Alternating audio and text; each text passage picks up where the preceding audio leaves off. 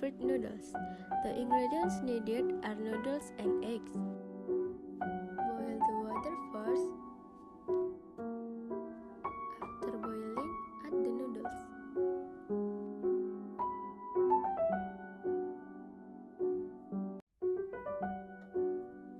While waiting for the noodles, add the spices in the noodle packet and stir.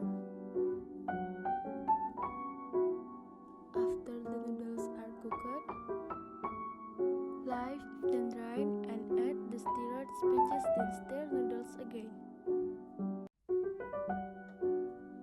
Now cook the eggs. Heat the cooking oil first.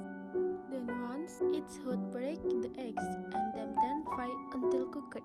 And the noodles are ready to eat.